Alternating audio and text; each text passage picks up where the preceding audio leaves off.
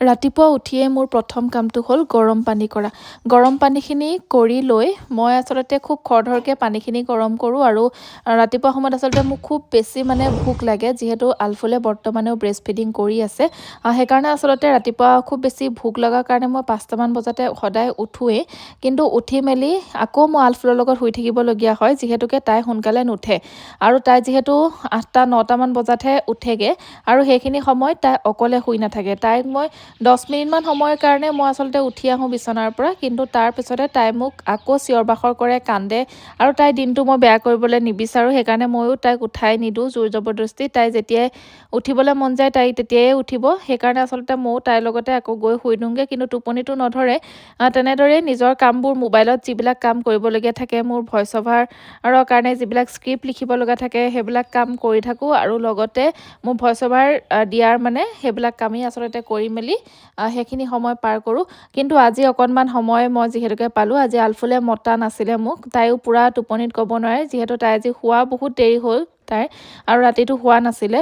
সেইটো কাৰণে আচলতে মই অকণমান সময় পোৱাৰ কাৰণে ভাবিলোঁ আজি অকণমান কিবা এটা বনাওঁ, যিহেতু আজি হাজবেণ্ডো সাৰ পালে, নহ'লে সিও নুঠে আৰু মই অকলে অকলেনো কি বনাই মেলি খাই থাকিম। সেইকাৰণে আচলতে গৰম পানী অকণমান আৰু কিবা অকণমান খাই মেলি মই আকৌ শুই থাকোঁ। কিন্তু আজি ব্ৰেড আছিলে কাৰণে ভাবিলোঁ ব্ৰেড টোষ্ট বা কিবা এটা বনাওঁ বুলি ভাবিলোঁ।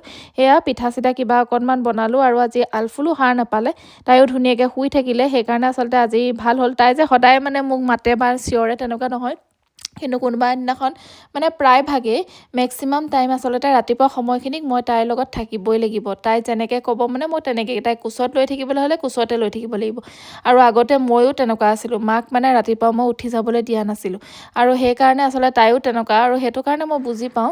সেইকাৰণে তাইৰ লগতো মই বেয়া ব্যৱহাৰ নকৰোঁ আৰু ৰাতিপুৱা সময়কণ। আৰু এইফালে চাওকচোন বান্দৰ আহিলে, বান্দৰখিনি এগালমান বান্দৰ আহিলে মই এইফালে পিঠা বনাই থাকোঁতে তাৰপিছতে ভাবিলোঁ তাহাঁতকো বিস্কুট দিওঁ কিবা কিবি। সেয়া বিস্কুট আনিলোঁ আৰু ব্ৰেডো দিলোঁ খাবলৈ। আৰু এইফালে চাওক নাৰ্জী পুলিখিনি কেনেকৈ ভৰকৈ ওলাইছে।